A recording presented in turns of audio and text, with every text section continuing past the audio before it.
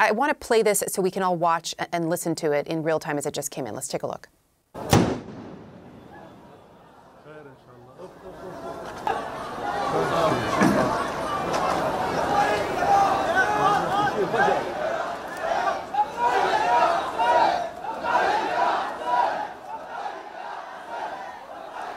So we heard that one blast. We can see there's a moment as people then start to move, to run around and to chant. Joining us now from Washington, D.C. for us, as you look at all of this, it's playing out. And as Nick points out, right, the confusion, the panic that is ensuing that happened on Tuesday, now continuing on Wednesday as we're getting these early reports of further explosions. What does that tell you? There have been a lot of questions about timing, about, the why now of it all. What is your sense for the timing?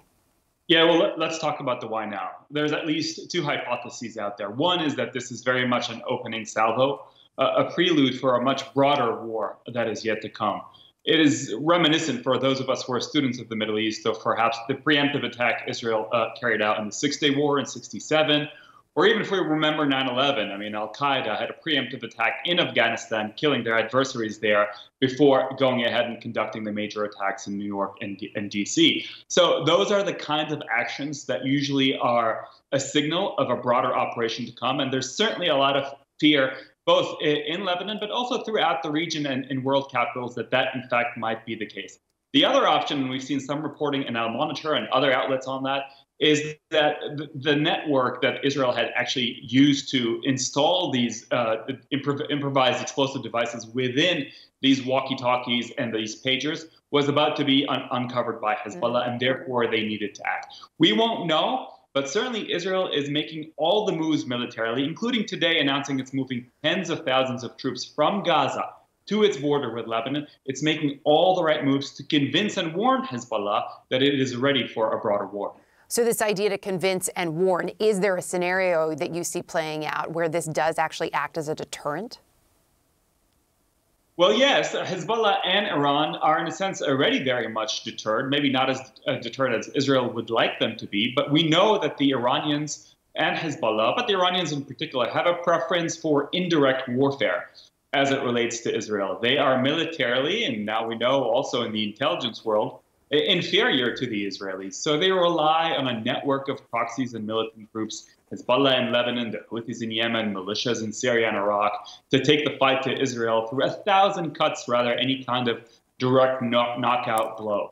So time and again, and as Israel escalates to establish, and I would argue it already has, escalation dominance, we see Hezbollah and Iran shrinking back from that all-out war scenario. And arguably, that only encourages Israeli Prime Minister Bibi Netanyahu to push further.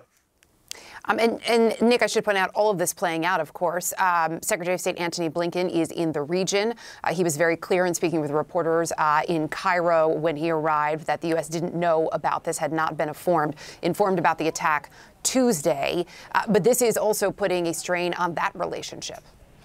Yeah, look, I mean, it's been fairly clear, I think, since the Israelis assassinated the key negotiator of Hamas, Ismail Haniyeh, in Tehran, that the government of Benjamin Netanyahu was pursuing its own agenda and perhaps less fussed as to what that did to the diplomacy that the US has invested so much of itself in. And we have seen in the past week increasingly signs that diplomacy, for the Biden administration at least, might be reaching the end of the road. They're still very fervent in their desire for some kind of ceasefire deal. That's at the heart of all the messaging you hear. But the phrase, the need for political will, has kept emerging just, I think, recently today from Secretary of State Antony Blinken. And that may just be a subtle probe, not only at Benjamin Netanyahu, who many's political fate has been staked in terms of how long this conflict continues. The day after the war ends is the day, of course, when the reckoning for how October the 6th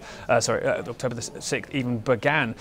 For Benjamin Netanyahu. But there are also, too, I think many analysts who look at exactly the position Hamas are in, their leader Yahya Sinwar, as to his fate, too, in the event of some calming of the conflict, suddenly becomes something significantly more complex. Already a man hiding under tunnels, it seems, in Gaza at the moment. So real, I think, sense of frustration as to whether this ceasefire deal could ever possibly move forwards in the current circumstances, and it's into that we have these extraordinary scenes in Lebanon.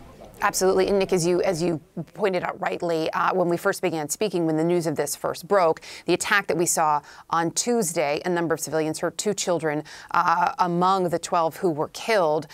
Is there a sense yet today about sort of how widespread the impact of yesterday's attack is on Hezbollah?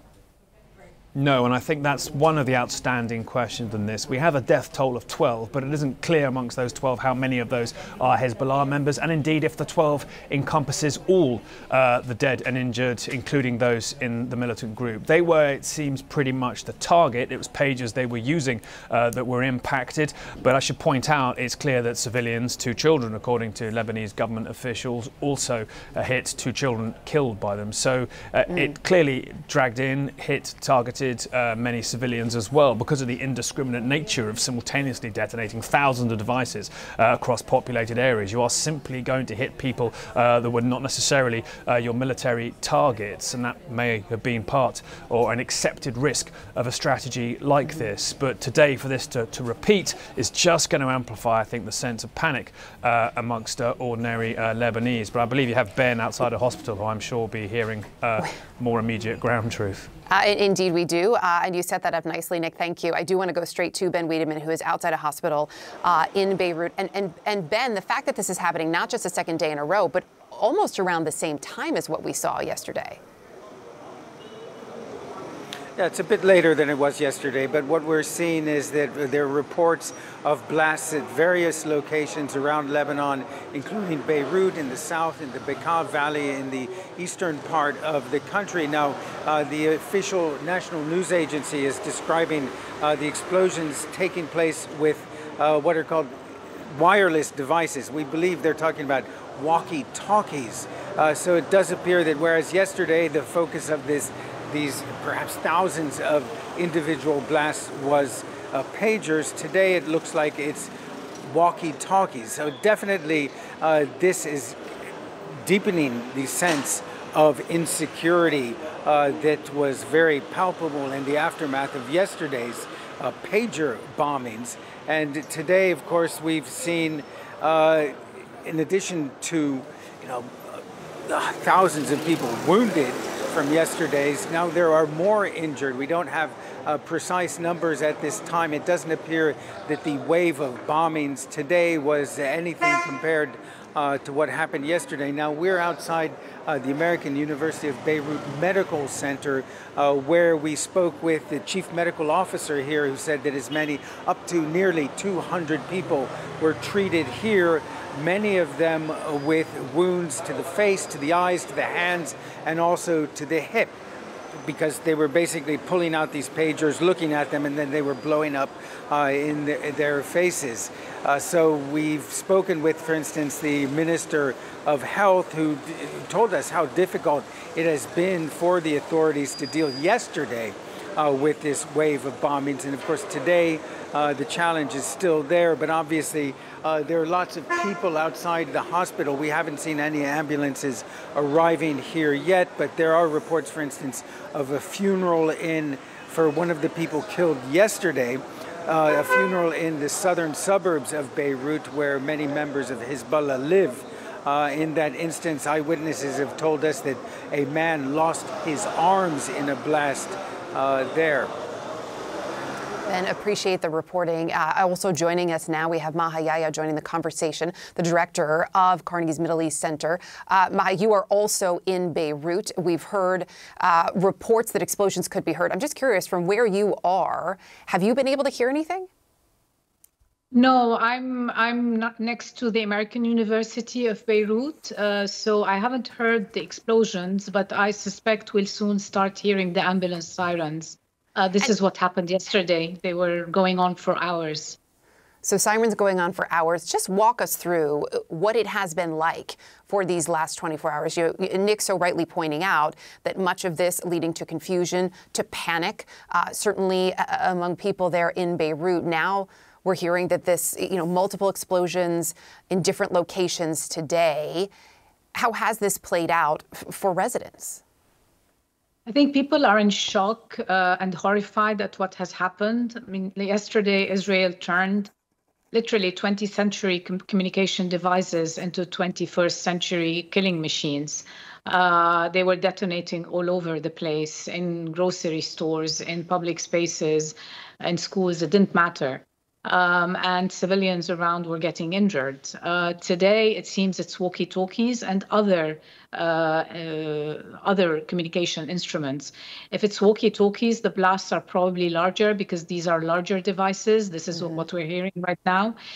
So we're bracing ourselves to see what this second wave is like, and whether this is signaling an intention by Israel to first disrupt Hezbollah's communication network and then to attack Lebanon. Whether this may be a sign. I do want to